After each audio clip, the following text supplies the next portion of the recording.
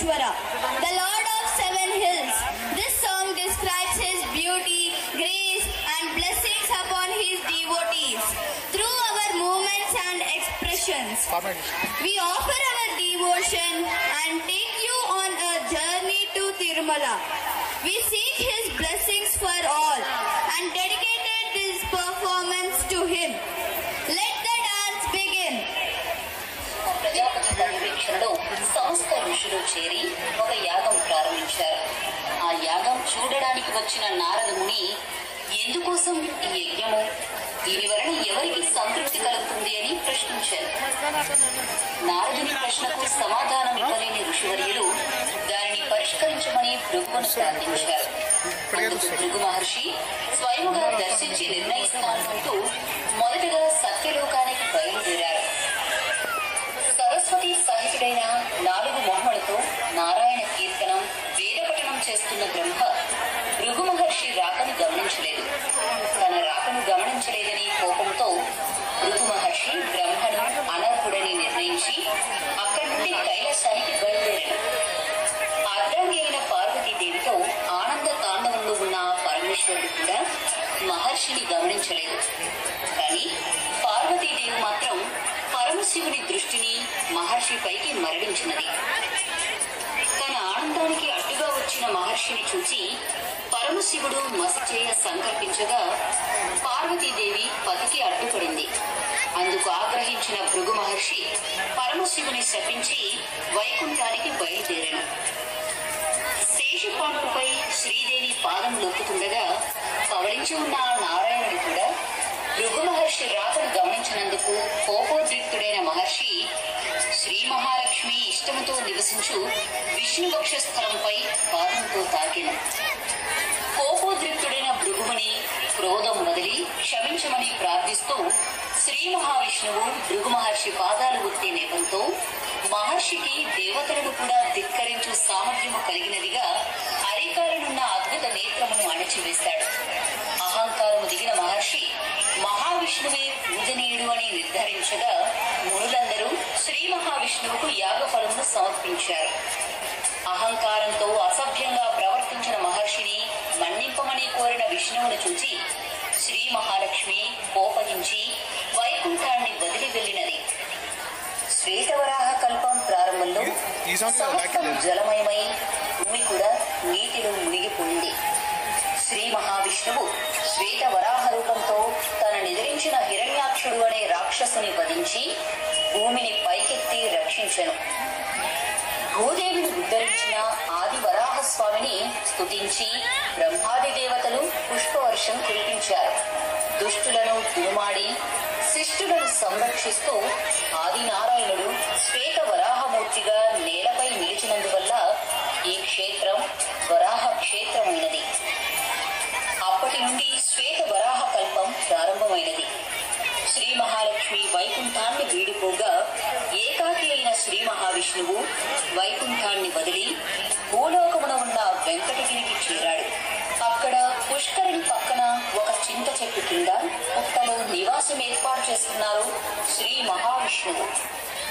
సతీ వియోగము వలన నిద్రాహారాలు లేక వైకుంఠవాసుని అవస్థకు చింతించిన బ్రహ్మ మహేశ్వరులు ఆవు లేగదొడలుగా మారి మహావిష్ణువుని సేవించదలిచారు. ఈ విషయాలను శ్రీ సూర్య భగవానుడు శ్రీ మహాలక్ష్మికి విన్నవించాను.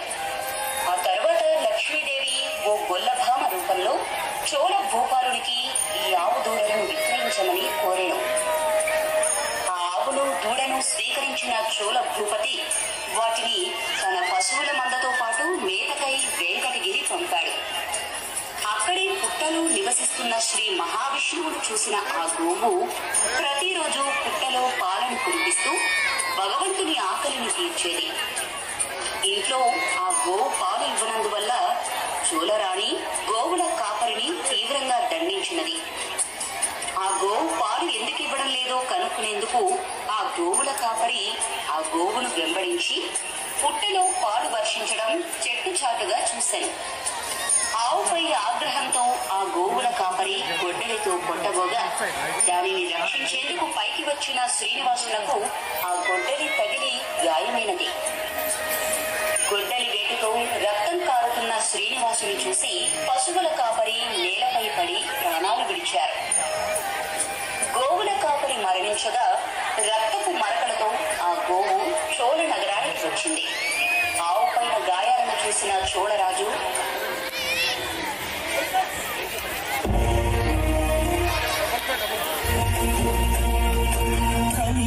వైకుంఠపురి సిరిగల వెంకటగిరి ఏరి కోరి గిరిపై నిలిచినాడు శ్రీహరి.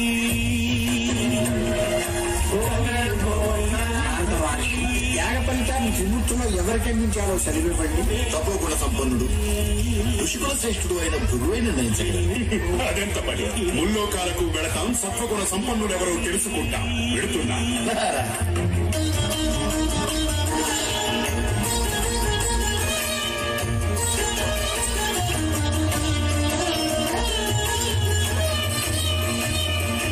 బ్రహ్మలోకమున వీణానాదలోలుడైన ఆ బ్రహ్మపై భృగు ఆగ్రహించెను. పూజార్హత లేకుండునట్లు శపించెను.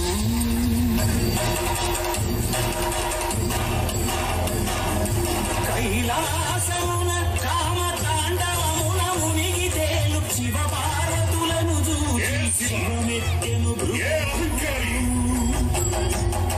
అంగనాలోలుడా, ఇక నీకు లింగ పూజలే జరుగుగాక.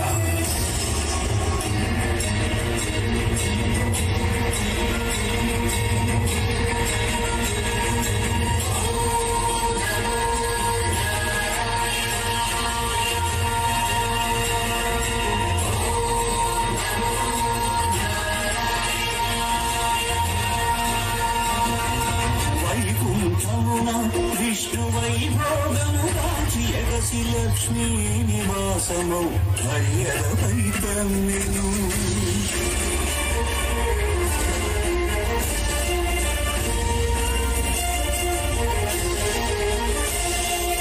మహాపరాధము చేసి మన్నింపు నీ పాద సేవా భాగ్యము ప్రసాదింపు అని భృగు పదముల నదివేము. అజ్ఞాన నేత్రమును చిరివేము.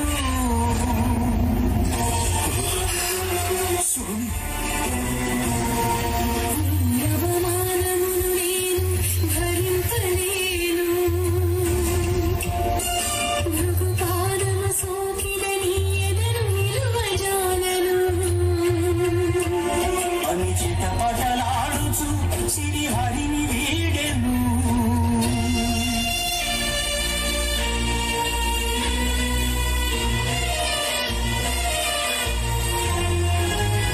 శ్రీ సతి విరహితుడై శ్రీ వైకుంఠ విరక్తుడై ఆదిలక్ష్మిని వెదకుచు అవనికి తరలెను.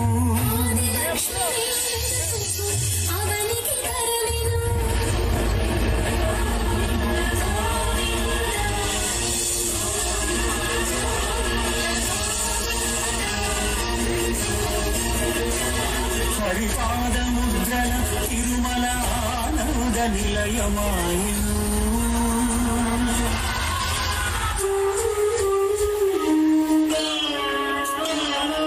పుట్టలోన తపము చేయు పురుషోత్తముడు లక్ష్మీ లక్ష్మీ అని పరితపించెను. అరుడు అజుడు అరుడు అజుడు ఆవుడలుగా మారగా క్షితిపతిపై క్షీరధార కురిసెను.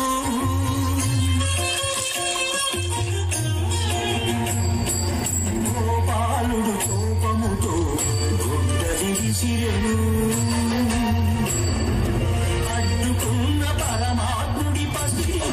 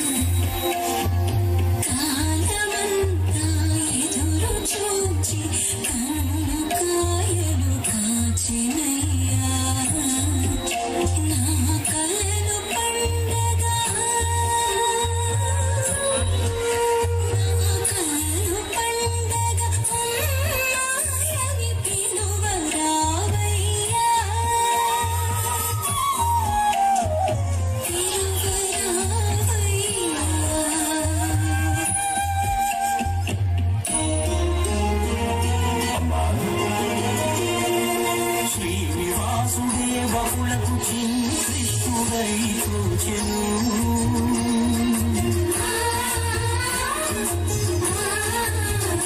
మధుర మాతృత్వపు మధురిమతో సేద తీర్చెను కలియుగ వైకుంఠపురి సిరిగల వెంకటగిరి గోవిందరాయ శ్రీహరి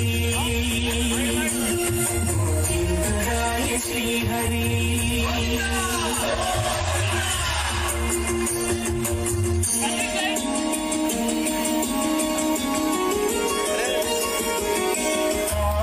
ఆకాశరాజపుత్రిక అసమ సౌందర్యవల్లిక అలవిరి నగవుల అలరు కురిసు ఆటలాడుతూ ఉండగా గజము తరిమెను వేల మనసు బెదిరెను వేటనాడగా వచ్చిన శ్రీహరి ఎదపై ఒదిగెను